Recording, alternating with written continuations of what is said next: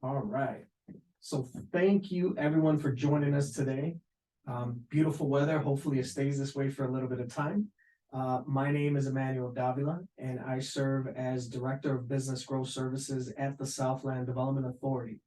And today we have a very special guest with us who's going to be talking to us about social media marketing and diving a bit deeper into what that means and giving you some takeaways to be able to implement in your own business today. We also have with us Jamie Maku, one of Southland Development Authority's relationship managers, who's going to be sharing a bit about how she can help your business as well. So we'll go ahead and get started with that. What we'll be talking about today is a little bit of an intro into the Southland Development Authority and what we do as an organization.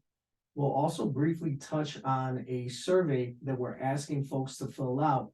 This survey is really important because it helps our team identify what kind of training, what kind of educational resources we should be providing to our entrepreneurial community in the south suburbs of Chicago, and also what is it that you need from us to help you make your business successful. We'll do a brief intro into what our team does. It's a great team that I have the pleasure of leading, with 4 relationship managers covering all kinds of different sectors and industries in the south suburbs and Cook County. And then we'll go ahead and pass this over to Josh Irving, executive producer with Kahawai.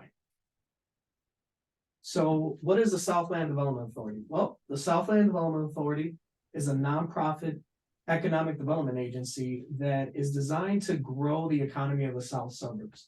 So the organization was formed in 2019 by a number of business, civic, and political leaders across the Southland, which is the south suburbs of Chicago, to bring resources and capacity necessary to achieve transformative and inclusive economic growth for the region. So we do that by focusing on investment in industry, workforce, housing, and communities. Our team specifically works with entrepreneurs who are looking to start a business or grow a business in the south suburbs and in Cook County. So this is the survey I was talking about. If you can snap that QR code, it's going to go ahead and take you over to a Google form. Should only take you a few minutes to go ahead and complete that.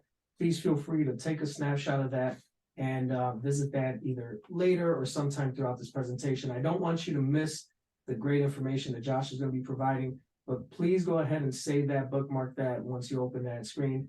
That is going to tell us a lot of information about what it is that you want to see from us. So we are here to serve you. Help us do that by just completing the survey. Should only take a few minutes, and it'll help us enhance our programming for 2024. So our team, Business Growth Services, or as we like to call it, BGS. What is it that we do? So we design special programs. We'll share one of those special programs with you that's designed to help entrepreneurs save money on filing their taxes. So you definitely want to take a snapshot of that once I post that. But we design special programs based on the feedback that we get from the community, designed to help entrepreneurs achieve a certain goal or enhance their capabilities, their capacity to be able to provide something tangible to people so that they can grow their business, okay? So we do that through a number of different ways. It could be collaborating with a consultant like Kahawai. It could be working with other community groups, organizations. It's really about creating these programs that are tailored to meet the needs of the south suburbs and Cook County at large. We also do one-on-one tailored expert consulting. And that's a program that you'll be hearing a lot about in the coming months, where you'll be able to apply to work with an expert consultant on a given issue that your business is facing, or to help you with something very specific to your business. And this is an industry expert that is perhaps an attorney, maybe a real estate development professional. It could be a marketing agency, someone that is really, really an expert in that field that can solve an issue or help you achieve a certain business goal. And in some cases, we may cover some of those costs or be able to enter into some sort of a project where we share some of those costs with you, right? So you'll hear more about that program as it starts to roll out. We also have community partnerships. And what that means is we are in contact with chambers of commerce, business associations, many of the municipalities in the Southland. We get together and then do in-person workshops, networking events. We make their resources available to you as well. We help you navigate these different community partnerships that exist so you could take advantage of everything that's available to you when it comes to, the municipality or the town that you're in, being able to be connected to that entrepreneurial ecosystem. We also have business education and cohort programs. This is an example of one of those educational opportunities where we're able to provide you with some technical assistance via webinar, or being able to provide you with enough information on a given subject that you're able to go and implement that into your own business on your own when you need to. Cohort training, this is designed to take a group of individuals through very specific programming over a certain amount of time to dive even deeper into some of these subjects that we'll cover. Some of those subjects include financial planning, financial management for your business, marketing, social media marketing, digital marketing, can include things around employee management, retention, many of the things that as entrepreneurs you need to be aware of to be able to run your business effectively or grow it. So this is the special program I was referring to. This is our 2024 Tax Pro Assistance Program. This program is designed to allow up to 35 qualified applicants to either spend $350 on their business tax return or $500 to complete financial statements and their tax return. So as many of you know that have done this in the past, you can spend thousands of dollars on your tax returns, your financial statements. It can be, a pretty hefty expense, but this program is designed to help provide some relief to those businesses that are in the south suburbs or in Cook County that have been affected by COVID and that are interested in getting some professional tax preparation services at a reduced cost. This is a program that is made possible by the American Rescue Plan Act and Cook County. So we're very proud to offer this now. You can click or actually scan this QR code using your phone. It'll take you to an application. We just ask that you fill that out. And then, as I mentioned, there'll be up to 35 qualified applicants that will be selected to learn more about this program. And then we'll be able to give you more information on being able to complete this step by step. We'll also be having a webinar on February 27th to discuss what documents you'll need, and we can share that information out to everybody on this call as well. With that, I'll go ahead and turn it over to Jamie Maku, a relationship manager with SDA. Good afternoon, everyone. This beautiful sunny afternoon in Chicago for those who are in the Chicago area. Thank you so much for joining today's webinar. This webinar today is passionate to me because I truly feel that people do have questions regarding social media and oftentimes just wish they had a little more information because social media is truly every moment of the day. Social media just encompasses every business, all of our lives so much that I just thought myself, it was something I'm researched. I'm like, I definitely want to find someone this year to come in to bring on this presentation for us. And so luckily enough, I was able to work with some consultants that we are working with here at SDA. And we were able to bring in Josh and his team to support us on this social media webinar today. Josh Irvin is the executive producer for Kauai. Did I say that right, Josh? Kauai. Close, Kahawai. Kahawai. And I practiced that a couple of times. Kahawai means flow. As you notice, the background image for Josh and a lot of their website images and things they do are like images of Hawaii, images of the beach. Some of my favorite places are the beach. One of my favorite places is the beach. So I definitely love the images and their representation that they do for us. Also, wanted to tell you a little bit about them. So when I kind of came to Josh and Daniel, who is one of the partners at Josh's organization, I came to them and I said, I want this social media webinar. I think it'd be great for our clients. And they said, give us some time. Let us kind of roll some things over. Let us put it together for you. And we'd be happy to. So we're going to put some stuff together. And we went back and forth on some ideas of things that you, the clients, have asked, have referenced, have made, references to me that they're important to you or things you would love to get knowledge on. So here we are today, this presentation. their background is some big names. Kahuai has some big names behind them of businesses that they have helped. They've helped UFC Gym, Eddie Bauer, and FDA, which is the Center for Tobacco Products. So some big names that all of us recognize that they have helped. In addition to those names, they are helping some of our clients at SDA with websites and social media marketing and providing their expertise on different areas that our clients need. So we're excited about that. I think this will be a great presentation today. Once again, it is being recorded. So if you do need to hop off early, we will be sharing the recording after the presentation in the next day or two so that you can reference it back. We thank you so much for joining us. Do take the time to, reference the survey here. It only helps us figure out more good programs to provide to you, our clients. We do what we do because of you. I know myself as a relationship manager, I love every day being able to help my clients with things they need. And so we do ask you fill out the survey so that we can continue to provide great programs to you, our clients. And just a final note, please do silence your, click mute, silence your cell phones. We do not want to have any background noise, as this is a great presentation and all the information we want to be able to be heard and seen by everybody here on the call.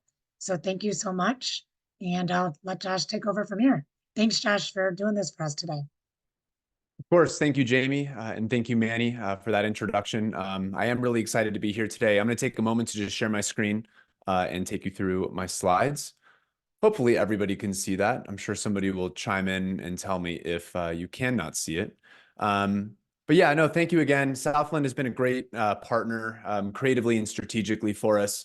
Their slogan down there says driving growth in Greater Chicago. And I think that's a great way to articulate just what they do and the impact they're making for young entrepreneurs, young people who are, wanting to carve out a business environment for themselves. And so it's a pleasure to work for them. And they're the exact type of client that we get really passionate to work for. So with that, we are going to be talking about social media today. And I titled this Social Media 101, not the most creative title, I'll admit, but I felt it was important right off the bat to sort of state that we're not really going to be going through Instagram 101 or TikTok 101. I think all of those could each be their own webinar. What I think I want to achieve today is really talking about social media from the branding standpoint and how it can be used to build businesses, what pitfalls there are along the way, and really what the questions you should be asking yourself as a business owner, as you're considering, do I do social media? Do I do paid social media? What are the strategic things that I need to do to make sure that I'm making sense of this investment of my time or investment of my resources? And so that's what we're really going to be talking about today.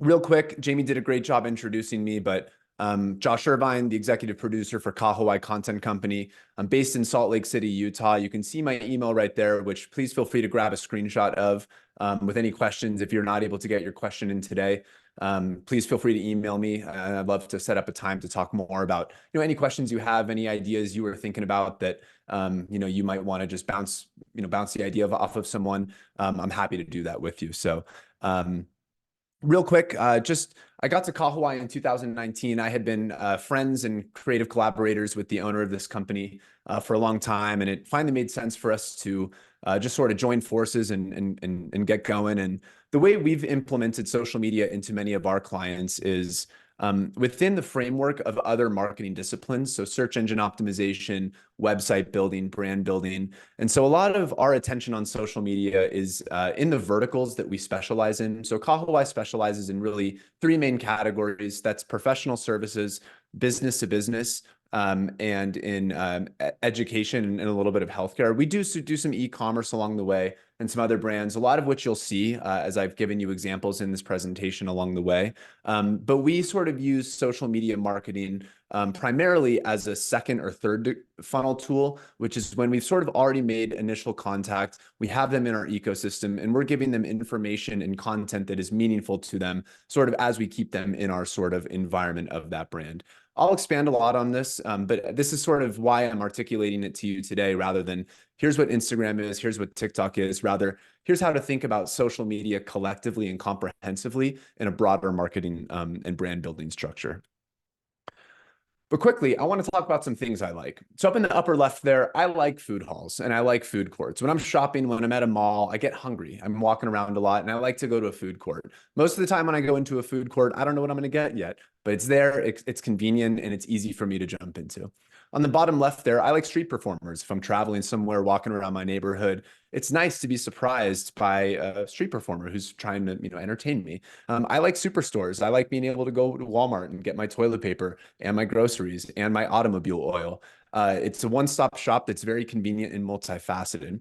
And I also like Swiss Army knives. Sure, the steel, the metal, the plastic that makes up a Swiss Army knife, it's not the best material, but it's a one-stop shop for if I'm out hiking or if I'm out fishing. It's a nice tool to have, and it's nice. I like it. These are all things that I like.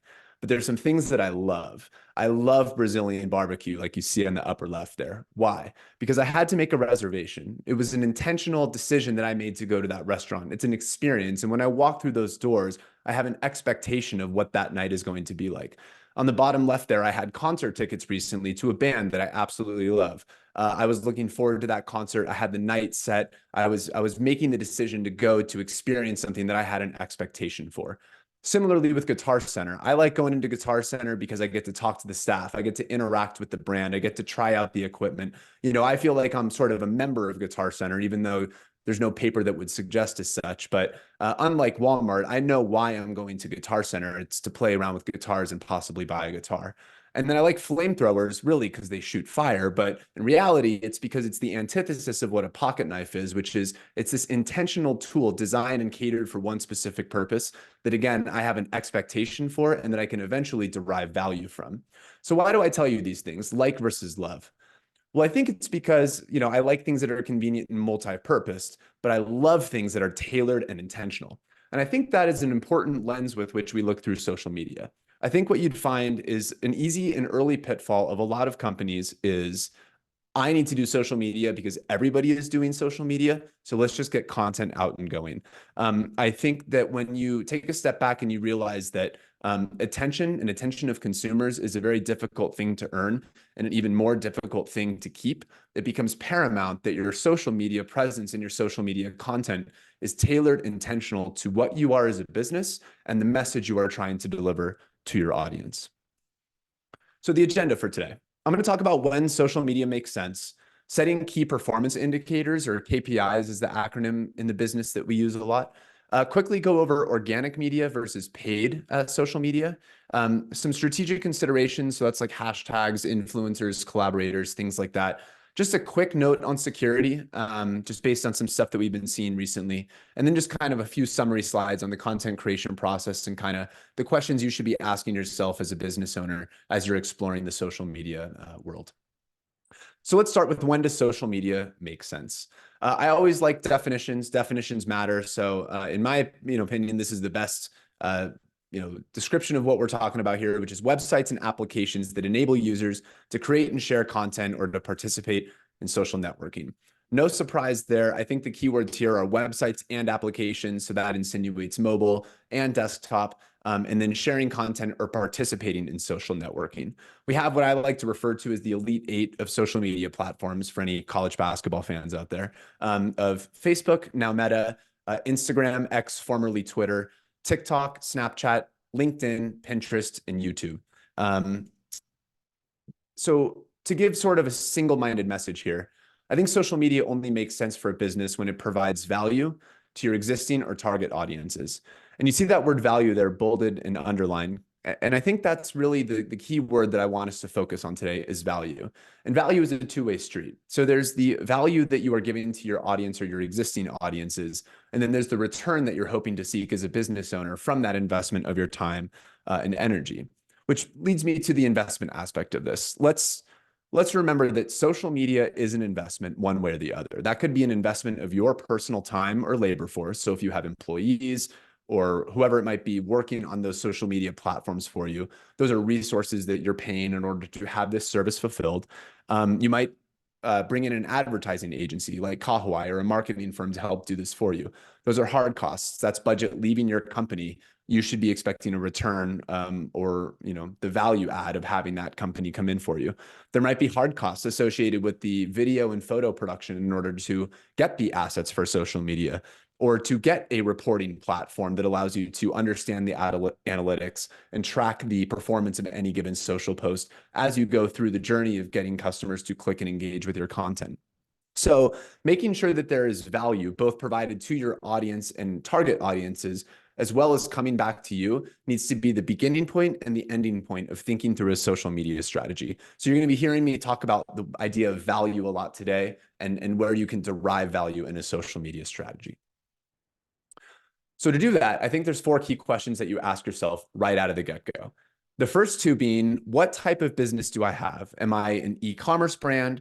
Am I a consultancy? Am I a brick and mortar shop in Chicago? What type of business do I have, and what does that mean for the type of customers that I'm trying to attract? Secondarily, what platforms suit my company? So I don't think all social media platforms are created equal for every type of consumer. So for instance, if you are an e-commerce shoe product that's very visually focused and visual forward, it probably makes a lot of sense to do very visual based content in video, in photography and graphic design, which might make a lot of sense for you for Instagram or TikTok or some of these very visual forward mediums. Conversely, if you're, let's just say a political campaign consultant, maybe Instagram and TikTok doesn't make as much sense as something as Twitter, now X, might make. So thinking through what types of platforms make sense and what type of business you have, I think is the first step before you even get to the point of who's my audience and what type of content am I creating. Which leads me to the third and fourth question is, what value can I bring my audience through having social media?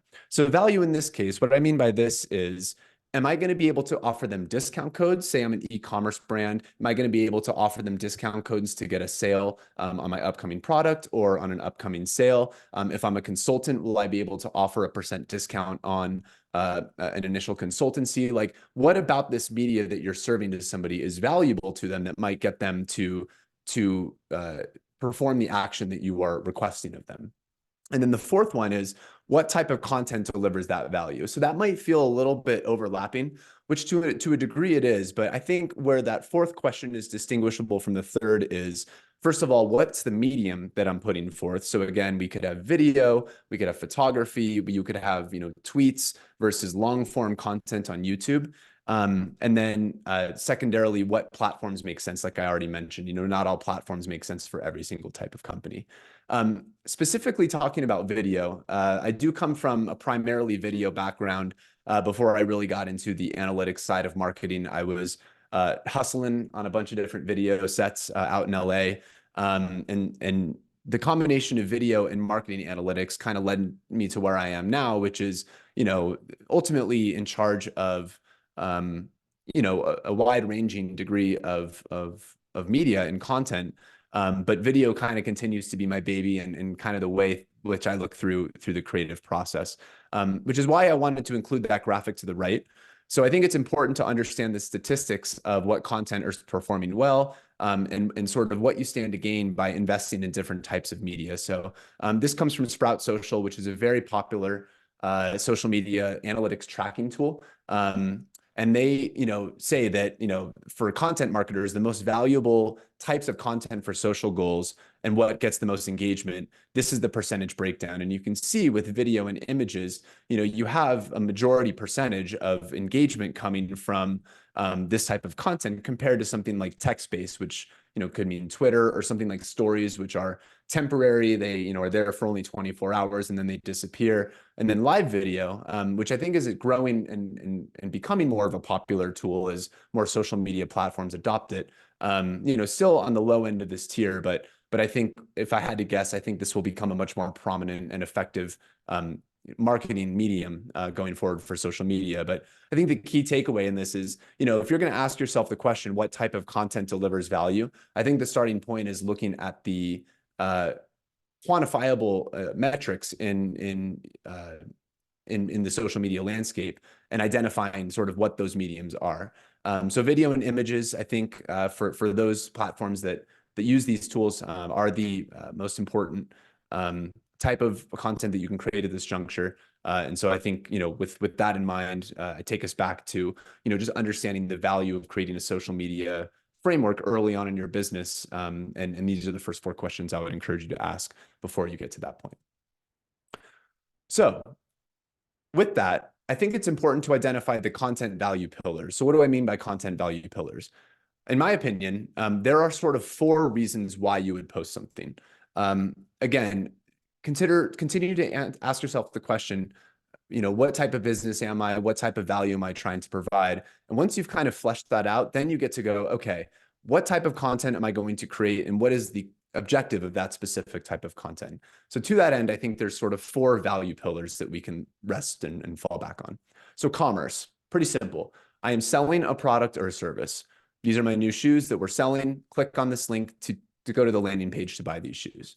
Information. I have information about a product or service that is relevant to my audience. And again, I have examples of this from stuff that we've done recently that'll kind of show you a breakdown of this. But to me, this is not, hey, click on this link to go buy these shoes, but hey, here's why these shoes made from this material are different or unique or meaningful.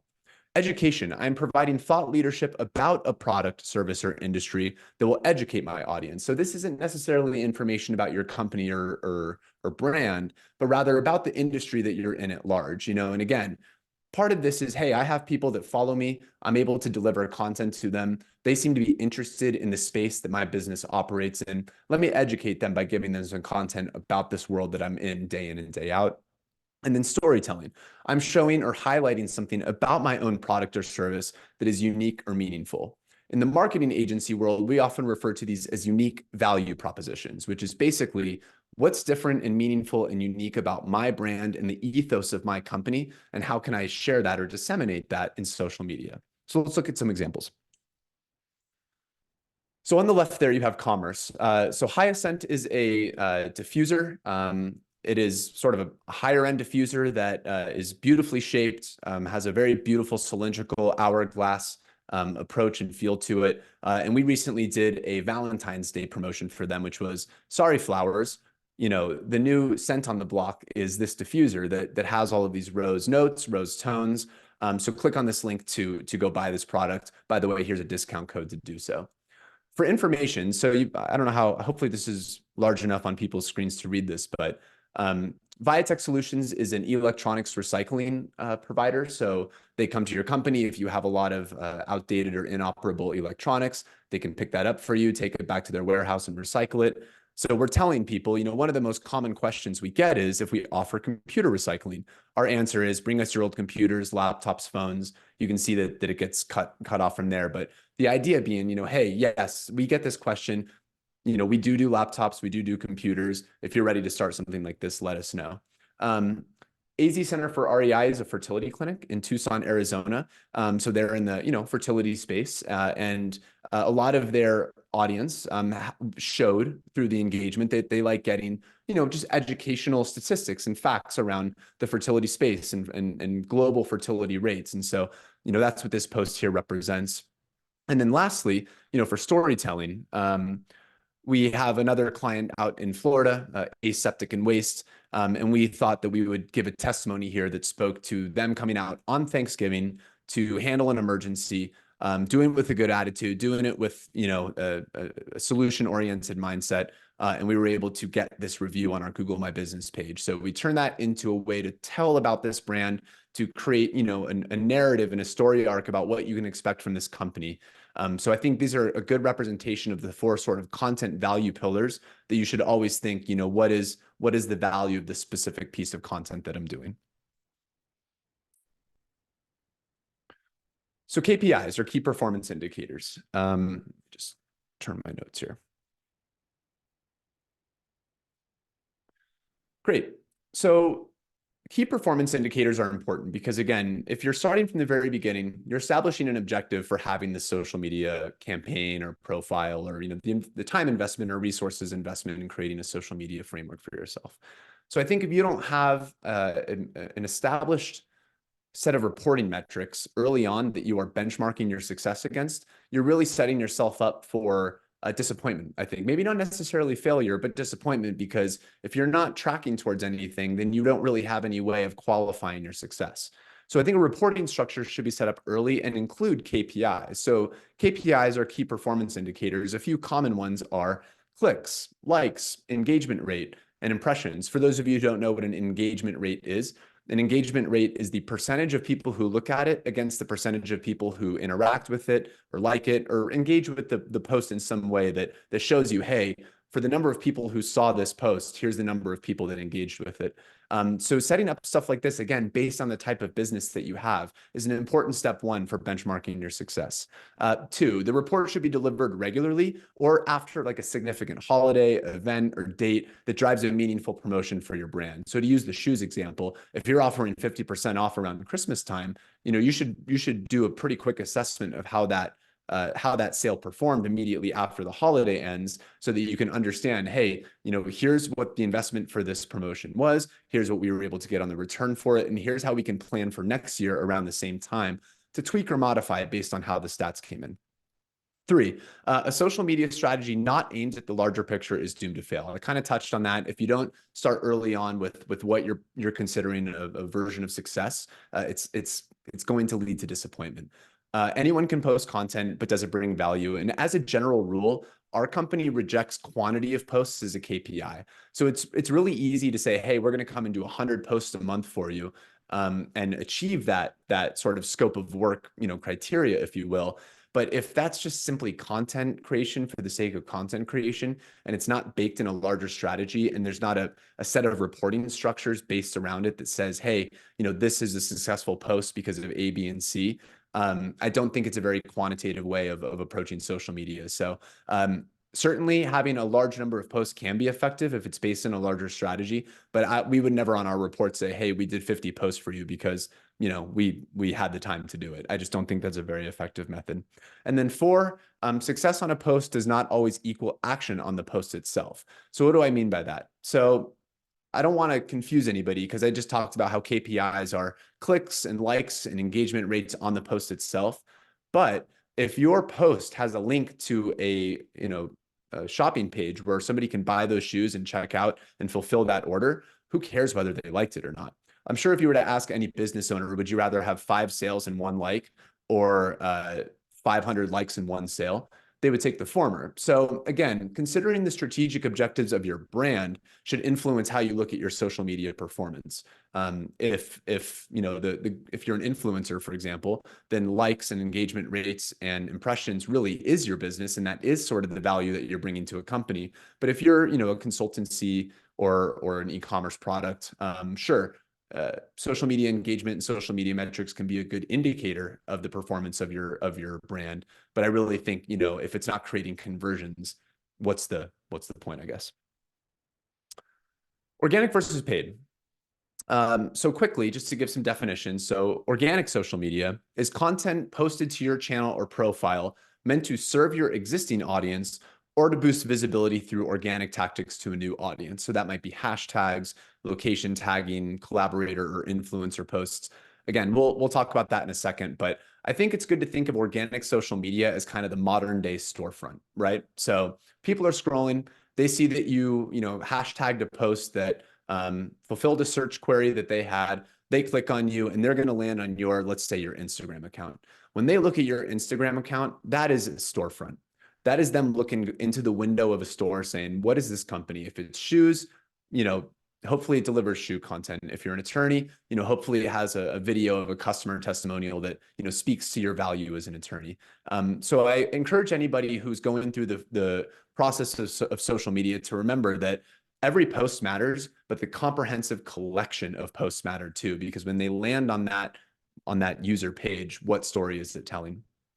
And then paid media. So paid media is content either bid on or paid for in order to serve an untapped audience based on consumer profiles algorithmic filters, or geofence strategies.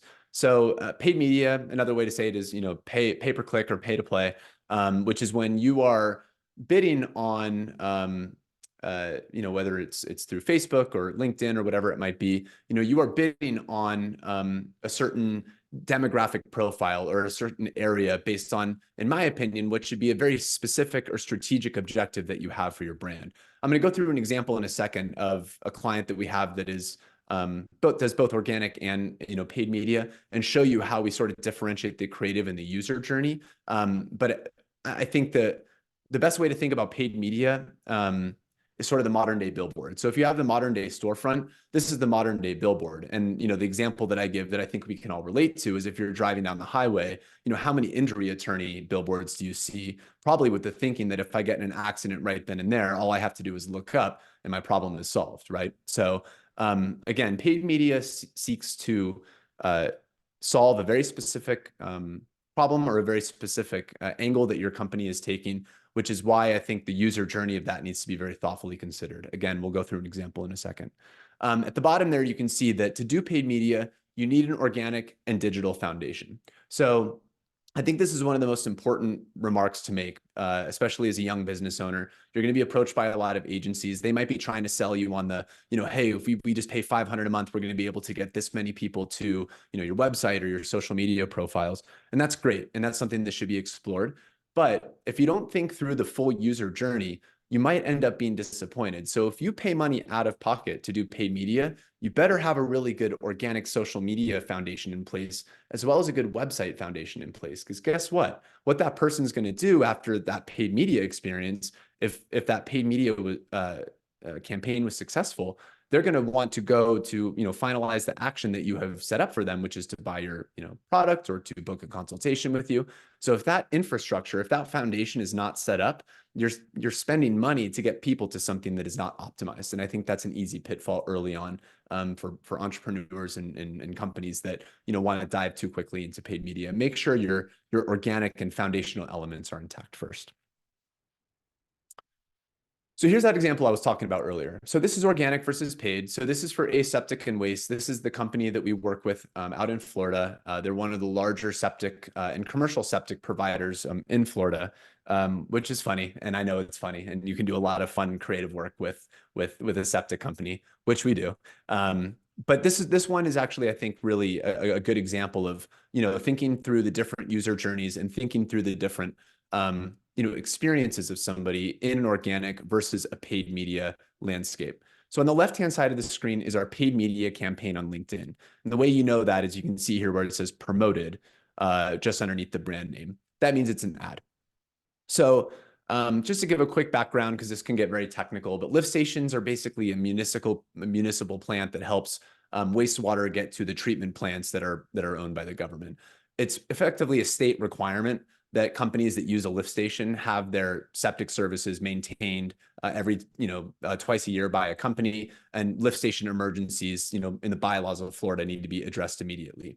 So if we're lucky enough to capture somebody who is behind on their maintenance or experiencing an emergency, we want them to see this ad, which is why the LinkedIn campaign that we created for this is very specific to Florida, very specific to the job titles in Florida that we think is the decision maker for this type of a service. And the copy and the experience that we create for this is very specific. So if we can catch someone's attention by saying lift station emergency, ACE will be there, and they're going, ooh, I have lift station needs. Let me see how I can avoid costly repairs and protect the brand with ACE's, expert help. I'm a property manager or a business owner throughout the state. Let me click on this and see where it takes me to and see if this is the company that can help solve that problem. Boom, we're sending them to an optimized landing page that, again, I'm going to show you in a second. But this is where a paid media campaign is very specific. It's addressing a very specific aspect of this business and a very specific type of person who we might be able to get a quick conversion on, especially since it's an investment of our resources to pay for this ad. Versus organic, which is on the right-hand side. So septic maintenance, this is something that every business owner or resident in Florida would understand. It's different from lift stations. This is just your run-of-the-mill septic system that's probably going to need maintenance here and there. So whether or not we get people to convert right away is not necessarily our core benchmark for success. The core benchmark for success in this one is, hey, can we get them to click on the article, or can we get them to sign up for the newsletter? Can we get them to follow us on social media so that we can kind of stay relevant to them, keeping them in sort of our ecosystem so that when that time comes, we're top of mind for them. So you can see here, this has a little bit less of like a urgency to it. We're talking about lift station emergencies in the paid media campaign, whereas here we're talking about, hey, whenever you get to the point of scheduling with us, here's what that inspection is going to include. It's very thorough, it's very comprehensive. Earmark this so that when that time comes for you, ACE is front of mind. So that's kind of how we as a company think through organic versus paid. And again, I think the best way to remember how you should set something up is when it comes to paid media, you are paying money out of pocket to get that person's attention. Make sure it's worth that dollar. So strategic considerations. Hashtags. So hashtags are a common tactic for positioning your content in a way that reaches a relevant audience. So on the right, we have a client of ours called BMI. They're a really fun brand. If you've ever been to Dave & Buster's or Chuck E. Cheese or any type of those family entertainment centers, they are the company that delivers those toys that you get like at the redemption counter, like when you hand in your tickets. They supply those toys to all of those companies. They recently went to a conference in 2023 called IAAPA. It's their biggest industry conference of the year. And you can see here, the hashtag strategy in this was to leverage the trending hashtags for that conference. So you figure all of the, big names that are coming in this industry are going to be at this conference and probably searching the hashtag for IAAPA 2023, IAAPA Expos, or IAAPA as a whole. So this is the type of content that, is relevant in a very specific time to a very specific audience. And, it shows that we're active and relevant in that space. So I think the other way to think about hashtags is they effectively function like search engines, like Google. So I gave you a couple of examples on the back end of what this looks like. So I think just to go back a quick slide, this is kind of what it looks like on the front end to, somebody who's being served this. I've searched this and this is kind of what, how the post appears when I've clicked on a hashtag that has brought me to this post. But here's how people are actually searching for it, which I think is important for you to understand as a business owner. So this is the back end of Instagram. You can go up into the search bar of Instagram and type in hashtag Brazilian barbecue, again, to bring back some stuff that I love. So this is the options that it gives me when I type in hashtag Brazilian barbecue. I clicked on this first one here that had 74.2 thousand posts to it, and it brought me to this page. So from here, I'm able to decide which post I want to click on or come back and, try a different hashtag. But from here, I can kind of get a good sense of a Brazilian barbecue experience by using this hashtag. So obviously 74.2 thousand posts is a lot of people. Tough to compete amongst that number of people. But that's why I think hashtags can be very strategic, especially if you're like a brick and mortar business or a very specific location, to where you don't maybe type in necessarily Brazilian barbecue, but you type in Brazilian barbecue Chicago for anybody who's in the Chicago area that night looking to get that type of dining experience. So with hashtags, I think don't get caught in the hey, there's this 72,000 people searching for Brazilian barbecue. Get caught up in the no, but there are 40 people looking for Brazilian barbecue in my neighborhood, and I want to pop up for those 40 people. So I think that's where hashtags again function a lot like search engines, where you might be reducing the amount of people who might see your post, but the more you can narrow it to a set that's meaningful to your audience, the better off you're going to be in making those conversions that, again, are relevant to your brand. I gave another example in YouTube just because the interface looks a little bit different. So for this one, I did flamethrower, and this is the stuff that came up. So maybe I'm interested in how to set it up. Maybe it's just a guy using it. Maybe it's Elon Musk using his flamethrower. Like whatever the thing that I'm actually interested in looking at is what I would be able to get from YouTube. So every platform does its hashtags differently. This is just a couple of examples that you might run into, but I think the general takeaway in this is that the more you can make hashtags narrow and granular to your ideal target audience, the better off you're going to be, even though it might not lead to more clicks and impressions and shares and stuff like that. Geotagging. So some platforms like Instagram allow you to state a location for your post. So again, to use Aseptic as an example, they are based in Land O'Lakes, Florida. So depending on your company's goals, making your content relevant to a specific location may be valuable. Again, if you're a let's say a milkshake company in Chicago, you know, using a hashtag Chicago Eats or Chicago Sweets, Chicago Milkshake, something to that effect with the Chicago tag in your post, you might just get the right 10 or 20 people that day who are looking for that exact information within your general area, and you've created a relevant post that is meaningful to them. So I think considering your location is always an important way to go. And again, certain platforms and certain social media management platforms like Sprout Social allow you to do that. One sec. So collaborators and influencers. I think the concept of I scratch your back, you scratch mine can be very useful in social media marketing. I do want to sort of differentiate between collaborators and influencers. So with influencers, I think we all kind of know what that is, who those types of folks are. They are people who have built up a large enough following to where they are going to be able to leverage that following in a paid, relationship capacity. So to give you an example, on the right, Viatech Solutions, which is the electronics recycler I told you about earlier, had a partnership with an influencer named Savannah Valabi. She was on the LPGA tour last year, and she had a really, really good month. I think this was like in May of last year, where she won her first event out here in Utah. And we took that opportunity to say, hey, since you are, we are sponsoring you as Viatech, can we sort of create an illustration of you that kind of promotes your, success? Can we add you as a collaborator in that post, which you can see here, which would mean that this post will show up on our profile as well as her profile of 50,000+ people. And can we leverage this influence that you have through this creative material? The answer is obviously yes, because we were Viatech was sponsoring her and her work on the tour. But this is an example of where, sure, Viatech Solutions, we're going to be able to serve our existing audience of people who know us, who love us, who trust us, but who knows who's following this influencer? You got a really good opportunity there to get this in front of the right person, say, hey, what's VTK? What is all of this? And boost the amount of impressions, boost the amount of likes that you're getting through, leveraging this relationship that you have with an influencer.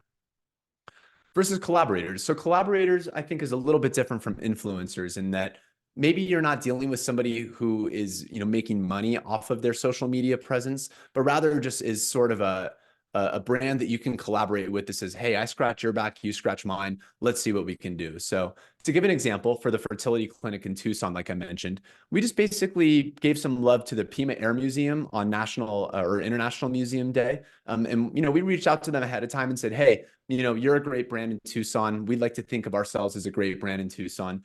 Can we work with you to create a post that kind of promotes you, promotes the great stuff you're doing? And in return, would you mind sharing this on your profile and sharing this on your account to maybe, see if there's anybody in your audience who could use fertility services or has been considering, their own fertility journey. So that's where, that's the relationship building aspect of social media and how I would sort of think about collaborators versus influencers. And in many ways, it kind of functions similarly to organic versus paid. With an influencer, you're kind of immediately entering a paid relationship, which is, hey, I'm willing to, share your post for X amount of dollars or X amount of swag, like whatever that monetary agreement is. Versus collaboration, which I think is a little bit more of an organic way to say, hey, we can help each other, have a mutually beneficial relationship here. How does this work for you? Here's what I'm looking for. And that's a tactic that we at Kahawai really like and we've used pretty successfully. And again, it just kind of helps create a little bit of a cross promotion between two brands that might not even have anything in common with each other except, location or industry or something like that. So with all of these strategic considerations in mind and in thinking through, the experience and the user's experience, there's this great rule in marketing called the 3-33 rule. And it's effectively, you get 3 seconds to get someone's attention. You have 30 seconds to engage them. And then you have 3 minutes to keep their attention. So I kind of put this wall here to kind of insinuate that I think social media's job is these first 2 steps. So think about people who are scrolling, right? Scrolling, content, boom. They see your post for whatever reason, it catches their attention. You have 3 seconds to get that attention. From there, you have 30 seconds to engage them. So maybe they watch the video, maybe they read the caption, you know, they do whatever is available to them within that immediate social media post for probably about 30 seconds. From there, if you get them to click to that link, click on that, you know, direction that you're giving them to go to the landing page or to go to the store, whatever that thing is, you have 3 minutes to get their attention and try to get a conversion. And again, a conversion can be defined based on, you know, what you consider a success. So I summarize this by saying that earning attention is only half the battle. Acquiring engagement is the other half. So can we get them to where we need them to go, keep them there, and either get them to buy or get them to stay a part of our ecosystem? So to give one more final example of aseptic and waste, I showed you this ad earlier. So if you're thinking through the 333 rule, you know, if again, we've reached the right person, we've set up the campaign in a way that reaches the right audience, and this person happens to be dealing with the lift station emergency, hopefully we get their attention in 3 seconds with lift station emergency. From there, we have 30 seconds to get them to read through this, maybe look at our post for a little bit. Oh, these guys even come at night. That's cool. Ace will be there. Time, you know, rain, shine, whatever the circumstances might be. Clearly, these guys are reliable, you know, provider for this. Let me learn more. Let me learn more.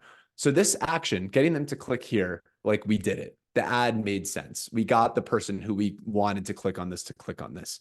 But then if you think about what I said earlier, so what does that mean? It means where are you taking them? And where you're taking them is really, I think, where the true marketing has to come into play, because you've earned their attention. Now you have to keep them and get them to convert. So I thought I would quickly just show you the page that we created for this, that we're taking them to. Again, not to do anything other than to show you, you know, the sort of end-to-end marketing spectrum that social media, I think, requires. So again, if we've gotten them to click to this page, reliable commercial lift services in Florida, need a trustworthy commercial lift station vendor, Ace has you covered. So this truly is how we're measuring the success of our social media paid ad in this case. It's not by how many clicks, it's not by how many engagements, it's not by how many shares, it's how many people came to the website and clicked this number to call. So again, our client in this case would much rather have 5 sales and 1 like than 100 likes and 1 sale.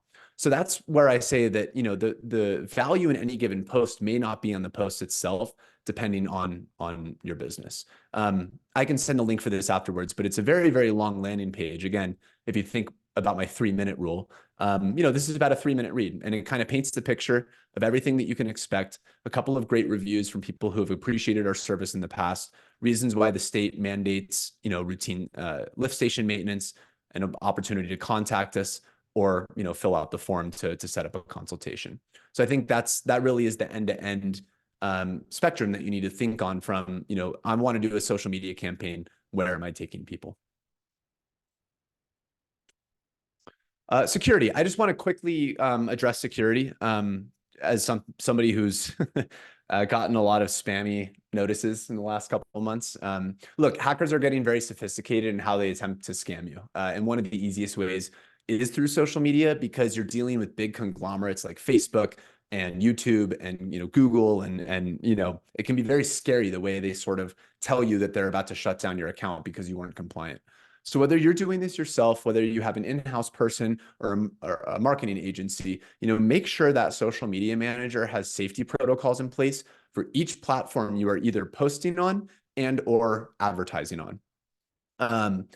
Without wanting to reveal who this person was, you know, or any credentials of them, because it doesn't matter, I wanted to show you the type of message that can come in that is not legitimate and that could easily derail the safety of your social media profiles and your business at large. So this is Facebook. And this is an example of something that would violate Facebook's protocol and how they address non-compliance or posts that don't meet their policies. This is not how Facebook operates. Facebook doesn't send you a note saying, hey, we might shut down your account. They just shut down your account and tell you why they did it. So if you get this type of note, if you have an understanding of Facebook's safety and security protocols, you would know right away that this is spam. Not click on this link, report it as spam, and get on with your day. A lot of business owners and a lot of people who don't think through this very important step, you know, we all run very busy lives. We have a lot of requirements throughout the day, both in our work and our personal lives. These hackers, they're trying to get you right at that moment where you're most vulnerable. So doing the front end work of understanding security protocols for all of these platforms that you're on can save you a lot of trouble in the end. Okay, getting close to the end here. So I kind of wanted to summarize the content creation process with all of these things that I've kind of walked through today. So I think number one, what is the goal? Does your intended content align with a broader strategic objective? I think I showed you sort of the end-to-end experience with that, with the 333 rule. And hey, we got them to stop, we got them to engage. Now can we get them to convert?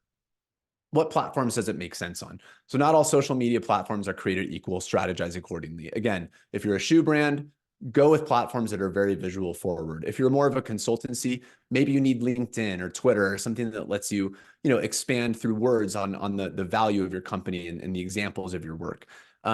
What is the content's value? So sell, inform, educate, or storytell. Again, that goes back to the content value pillars that I described earlier, which is, what is this specific piece of content seeking to do? Where are you getting the assets? So do you have a graphic designer? Are you doing a video production? Are you doing a photo production? Do you have a copywriter? We can think social media is a great idea, but then you have to think, oh, how do I actually create this? And how do I actually put the pieces in place to execute on this content?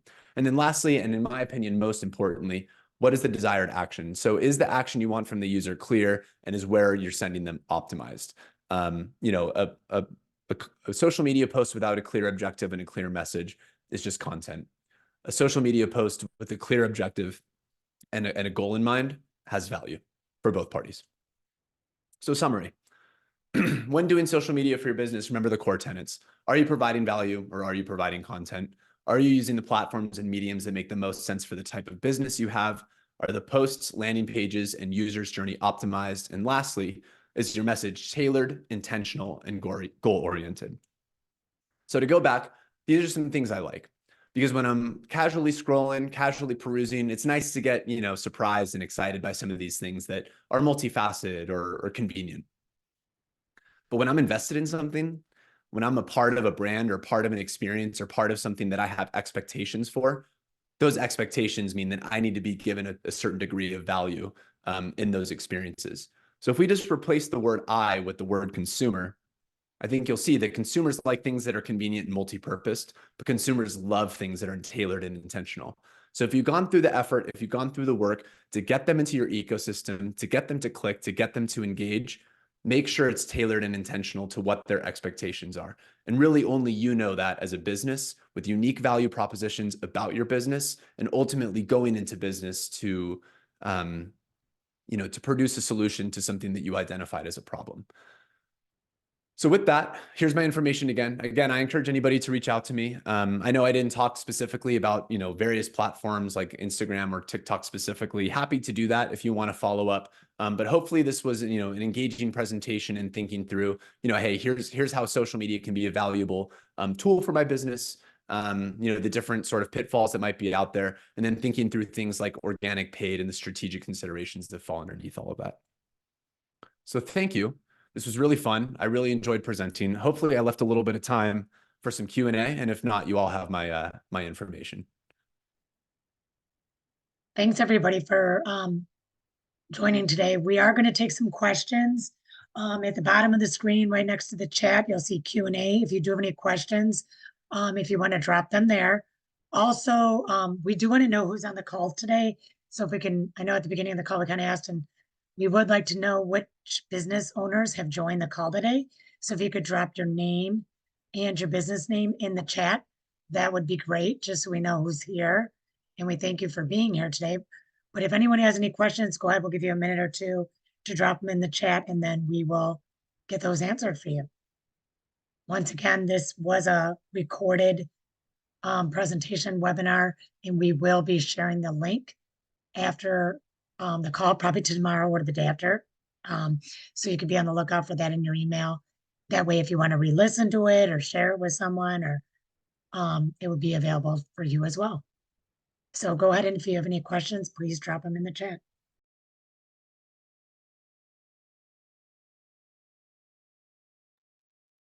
That either is a good sign or a bad sign, right? Maybe they're overloaded with all this great information. Maybe. That or they're gonna take me up on my offer to email me all their questions, and that's fine too. And like I said, if anybody wants to say hello in the chat, we welcome your hello, and just knowing that you're here, we appreciate it. Oh, the chat is disabled, Oh, is what I'm seeing. There's also the Q&A feature down there. I don't know if that's what they need. yeah. Oh, we got a question coming in. As the question that came in, as a small business owner, I feel that I have to show my face on social media. I'm smiling because I totally feel this. That makes me a little nervous. Any tips on starting to feel comfortable recording myself and talking about my business on camera? Yeah, that's a great question. And I can appreciate the sentiment there. You know, not everybody is designed for, you know, the front of the screen, you know, acting, performing, speaking, whatever it might be. I liked public speaking, but I hate acting. So anytime I'm asked to do anything like that, it's not a comfortable spot for me. But I would say that you know, it's definitely not a barrier to entry for doing good content. You know, if you're not comfortable or you just don't think that the content would perform really well if you were sort of the talent, if you will, on screen, you could do a couple of different things. You could do a voiceover, so you could just kind of VO, you know, something happening and then edit, you know, pictures or video or you know whatever that might be that kind of shows what you're talking about. Or you could, you know, hire a voiceover artist or an influencer to do that type of stuff for you. You know, a lot of that comes down to, again, what type of company you have, what's your budget, you know, things that, you know, are certainly a variable. But, you know, if you are sort of in a spot where, you know, I need to kind of be the creative, you know, engine behind this content, a great way to do that without having your face on camera could just be to do voiceover and then edit, you know, photography and video on top of it. We also got a comment. I would like to share one of the comments that did come in. Very informative. Thank you very much. So that was another comment. Back to that anonymous. I don't want to, nobody has to state, if you don't want to state who you are in your question, that's okay. But back to that question about people getting on camera, because I know myself, I always joke around. I said, I'm so much better when it's one-to-one, but then when I gotta get on and present, I get all nervous. But if that is something you would like, because that is something SDA has heard and has talked about, if it is something you would like to have a presentation that, you know, can work on, because, you know, with COVID, a lot of people went behind the camera, not on, you know, didn't have to be in front of people. If that is something you would like, let us know, because that's something we could definitely look into. Once again, we want to provide content to you all that is informative, requested, content that you truly feel that would benefit you as a business owner. I do have another question that came in, a couple more. Yeah. All these late questions coming in. I love it. Thank you so much, Great, everyone. yeah. This is from actually one of my clients. I'm gonna reference her. She is she owns a bookstore. Her name's Nubia. Hi, Nubia. Thanks for joining. She says, I have published paid ads in the past that weren't successful via Facebook and for my website. So when you click on it, it goes straight to the homepage, and I have a separate page for products. Should I list my products on the homepage? Thank you for that question. I'll let Josh take over here. Yeah, I think you have a good solution there with listing products on the homepage. But I might suggest that you rejigger the paid media campaigns to send them to the products that people want. And it's tough because I don't know exactly what type of bookstore you are, if you're doing, you know, only a certain, you know, set of genres of books. You know, again, some variable there, but kind of going back to my one of my slides where I sort of talked about, I think the best version of paid media is something very specific and intentional versus, you know, a homepage or an organic social media profile. It's a little bit more like a window shopping experience where you're kind of looking into a store sort of from the outside. Whereas with this, you know, if you have a specific book or a specific genre or a specific author that you could create a specific landing page for and you know, pay for the social media company or the paid advertisement to you know, target an audience that would fit that type of genre, I think that would be a more you'd have a better return on your investment there, because again, you're sort of saying, hey, here's the people who I know are interested in this content, and here's a page that you can go to that is kind of your one-stop shop for fulfilling that request. Where I think you were probably running into issues on the homepage is like, great, you've sent someone to the homepage, but they don't really know what to do. You know, they could click around, but that's kind of more work, and they were kind of just hoping to be delivered the thing that they were signing up for, or that they were searching for. So I think if you were to either do one of two things, you can try listing the, books on the homepage. That might be a good option, or you can have, your paid advertisements switched up a little bit so that you're sending people to the sub pages of your website that are a little bit more specific to that action that you want. Great, thank you so much. And Nubia, if you did have questions, follow up with me and we can definitely get those answered. Another question that came in, thank you for this question. Is Yeah. it okay to start with a small budget for paid social media, or do you have to start with a huge budget in order to see any results at all? And is it okay to recycle content? So I'll let Josh take away, our expert here. Josh, thank you, Josh. Yeah, quickly addressing is it okay to recycle content?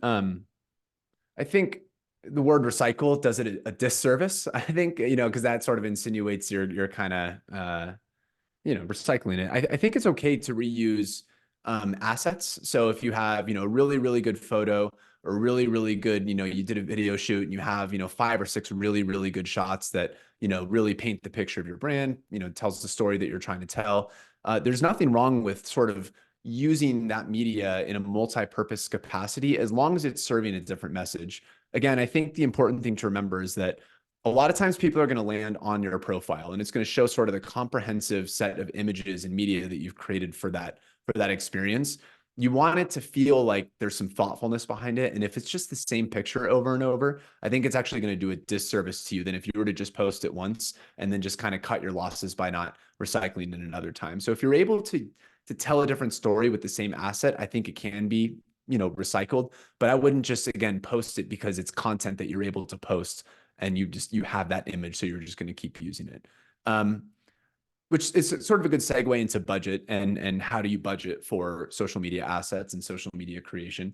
I think a small budget can get you where you need to go. A small budget can get you things like a subscription to Storyblocks or Shutterstock, which is a stock photo library where you could, download images, download videos to use in your social media content creation. We're in the era of AI, so ChatGPT is a great way to do content writing or hashtag creation.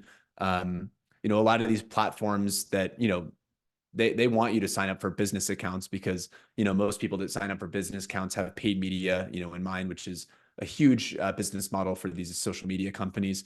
They're going to give you analytics. So you could probably pull a report that shows the performance of things without having to pay for a subscription. So I think with a small budget, you can definitely get, yourself off the ground with it, but you may find yourself at a point sooner or later where you just need to invest in getting the assets and media in order to continue to create content that is valuable.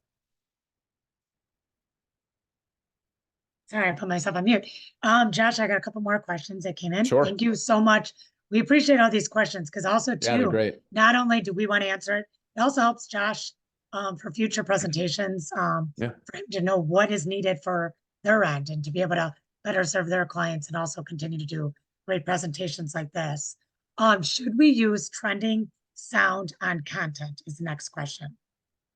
Trending sound. Oh, like songs and dances and stuff like that. I think that's where this question I is would coming think that's kind of, yes, where that one's What's coming in. what's the one right now? It's that 80s song. I think Murder on the Dance Floor is the one everyone's using right now. Yeah, I mean, it's good to be trendy as long as it's, baked within, your brand's ethos and your brand's principles. I think it's great to capture onto trends because let's face it, people are searching it. But I think too often, in my opinion, trends like this come in and out really quickly. You can blink and all of a sudden there's a new song or there's a new, dance or whatever it is that people are leveraging or meme or, whatever it might be. So, if you can catch it at the right time and you can make it funny and you can grab someone's attention without it being, a disservice to your brand, I say go for it. I just would, encourage you to remember that, if it's a post or if it's something that's going to be stationary on your profile, to be prepared to, have that be a representation of your brand, going forward. So for stuff like that, I would say probably best to lean like story or something that, will disappear after 24 hours. Cause you caught onto the trend, you showed everybody that you're, relevant in that space. And it's not going to necessarily be a staying element of your brand. And that's how I would advise my clients in that regard. Here's another one for you that's coming in hot. Yeah. Are you ready for this one? Yeah. The question is, what is your favorite social media platform? And what is the name of the band in the presentation? So that one is Khruangbin, spelled. Oof, I almost would have to like look at the spelling. It's spelled very uniquely, but they're a great band. I love them. They're just you're welcome for anybody who decides to go listen to them. And then which is my favorite social media platform? I'm a video guy. I love YouTube. Most of like my nights that I'm hanging out on the couch, I'm watching some kind of a YouTube stream. So I'm a big believer in YouTube and the power of YouTube in brand building. And video is the most intimate medium. There's the statistics about people who prefer to engage with the video content is only getting higher and higher, and will only continue to do so with each generation that comes out. And as AI continues to create great video features, I think video is here to stay. So in that regard, I think YouTube is the one that I would say I like the most. Well, that's great because this is going to be posted on YouTube. Hey, look at that. This presentation. So you answered the question perfectly. Do we have any more questions? Oh, I think we got one more that came in. Hold on. How often should we use text over pictures or voice over picture?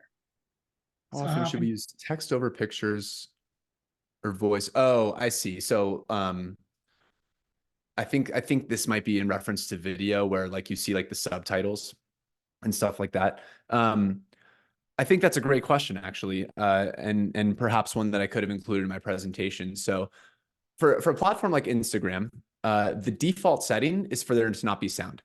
So if you can put text on the pictures or text over the video that would be quote unquote a scroll stopper, then I think that has a lot of value to it. And then you get people to click on the audio, and then they're being served both the text and the voice. So that's a great question, and I do think there's value in having I guess what you call subtitles in video content. And for pictures, yeah, I think if you probably saw a couple of our assets in the presentation that said having an emergency, and that was obviously over a group of guys performing a service.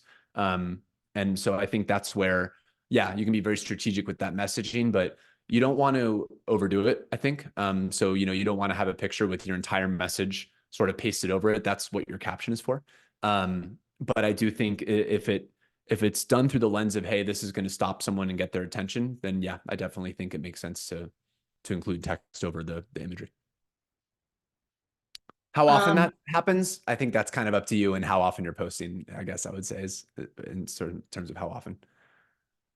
We're going to wrap up here. If you do a couple things, if you do have any additional questions, please reach out to myself. I will direct them to Josh. I'm sure he'd be happy to answer them if you think about something later. Like I said, they are great partners with Southland Development Authority. They've been, great all along. And for everybody that's on the call, we have some secret news. We are going to be bringing back another presentation. We're going to be stepping it up a notch. We're going to be called 102 maybe. We got 101 today. It's going to be on search engine optimization. It's going to be in April, and it's also going to be presented by Josh's team. We're not sure who yet, but stay tuned. Be on the lookout for that to come from us. That's also another big thing, is search engine optimization, also known as SEO. Is a big thing that we hear a lot of people ask questions about. So stay tuned for some information like that. Thank you so much, everyone, for joining. We will be sharing the recording of this for everyone to listen to it again or share it with someone you think might find it beneficial. And we appreciate you joining us this afternoon. Thank you. Thank you, Josh. Thank you. Have a good day, everyone.